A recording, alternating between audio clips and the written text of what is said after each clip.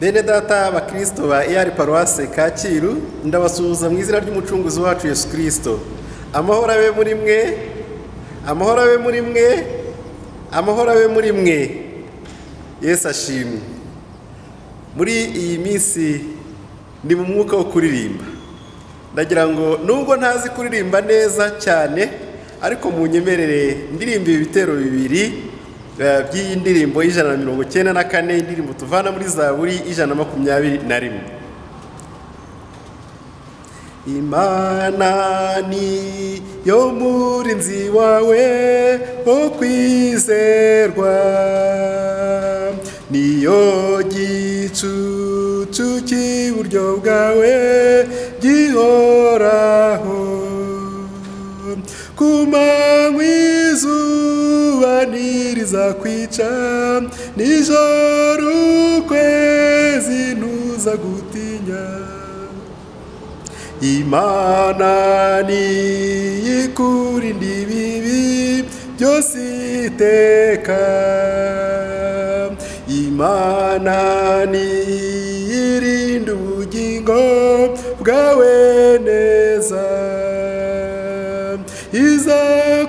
izakurinda amajya n'amaza, none no mu bihe bidashira.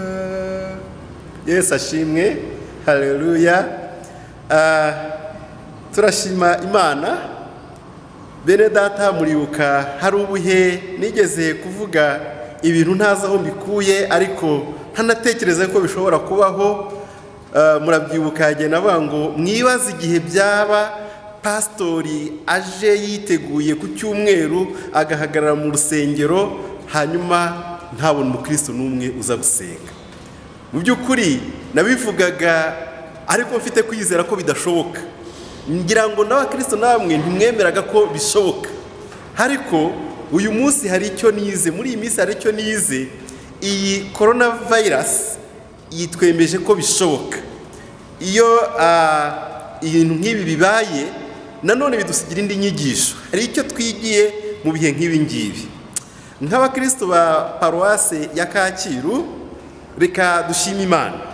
Reka dushimire Imana. Iki cyumweru cy'uyu munsi ni icyumweru gitangiza icya gatatu.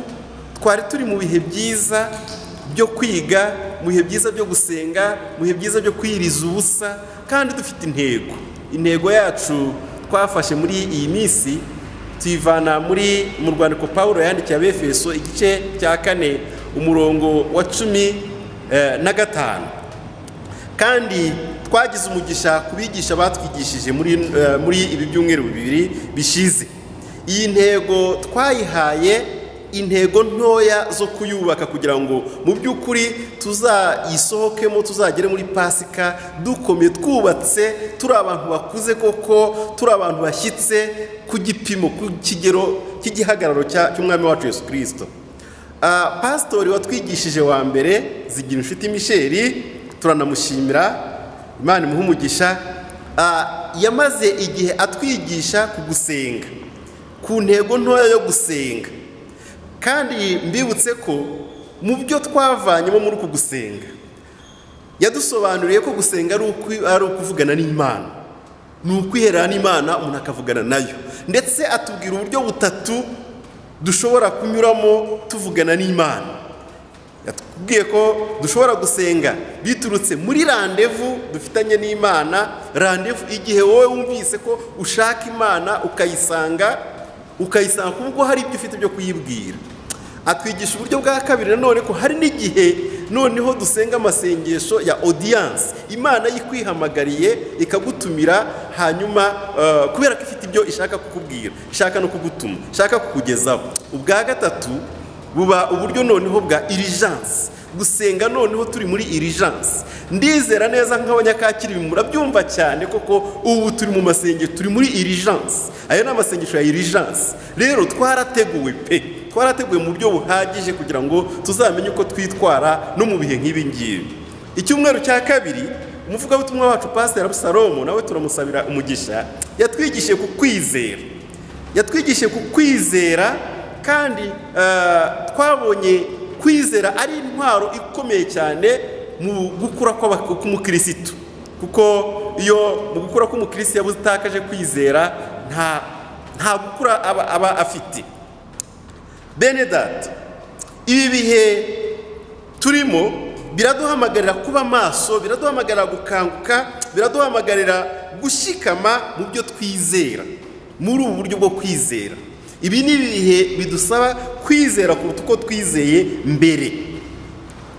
Ndabyemera neza yuko iki cyorezo cyajegeje isi, iki cyorezo kirakomeye, ariko Imana twizera ikomeye cyane kukirusha. Intwaro turwanisha zirakomeye cyane. Turi abakristo, twizera Kristo ko yanesheje ibyaha, yanesheje urupfu, yanesheje na Satani. Uru ni rwo rugendo turimo, niwo mwuka turimo. Ntiturangare, twumvire Imana, twumvire amabwiriza y'ubuyobozi bwacu bw'igihugu, dushimira cyane kuko aha naho bwatweretse uko bukunda ubuzima bw'abaturage bayoboye.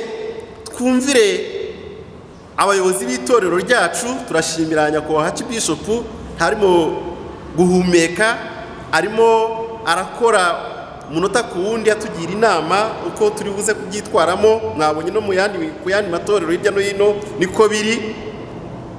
Ibi byose tubikore dushikamye muri uko kwizera, twizera ngo Imana yacu ishobora byose. Imana yaduhanze, Imana yaduhaye ubuzima, Imana iturindiye ubuzima, Imana ibutubeshejemo, ishoboye byose, iri kumwe natwe, ntizaduhana, ntizadutererana, iraturinze, ntisinzira, ntihunikira, iraturinze amanywa n'ijoro. Turakomeza gushaka uburyo bwose izi nyigisho zibageraho. Abigisha bacu bariteguye, nta munsi n'umwe tuzatakaza. Ejo tuzakomeza n'inyigisho z'umugoroba na Professeur Dr. Viateur, pastori kandi umuyobozi wa kaminuza yacu hariya Ikabuga, ariteguye kutwigisha ejo no kuwa kabiri, n'abandi bakurikiraho nta munsi tuzatakaza. Turabahamagarira gukomeza gusenga mu miryango yanyu aho muri. Uyu munsi twishimiye uko byakozwe. Amakuru dufite nuko muri buri rugo habaye iteraniro ry'umuryango, byabaye byiza. Ubutumwa ndimo kugenda mbona burimo n'akarusho ko abantu bakomeje umurimo nk'uko bisanzwe, abantu bakomeje gutanga ituro ryabo ryo gukora umurimo w'Imana nk'uko bisanzwe. Turashimira komisiyo y'ivugabutumwa hano muri paruwasi ya Kacyiru, turashimira kanoni imbaraga aba yabishyizemo, turashimira abayobozi b'amatorero shingiro, turashimira za korali zacu na holy call yacu. Turasaba kugira ngo twe gucika intege, twe gucogora, tuzamura amajwi yacu, amavi yacu tuyageze hasi, tubwire Imana, tuganire n'Imana, tuyihamagare, kandi Imana yiteguye kutwumva. Ibi ni iby'akanya gatoya, ibi ni nk'igihwayihwayi, ahasigaye tugasubira mu bwiza bwayo. Nta kizarogoye umugambi wayo, kandi tuzasohora kuri Pasika nk'uko byari byarateganijwe. Imana ibahe umugisha, Imana ibahire, Imana ibane namwe mu ngo, Imana ibane namwe mu miryango, Imana ibane n'itorero ryayo, Imana ikomeze kubana n'igihugu cyacu, Imana ibane n'isi yose, kandi umugisha wayo utugereho twese. Imana ibane namwe. Murakoze cyane.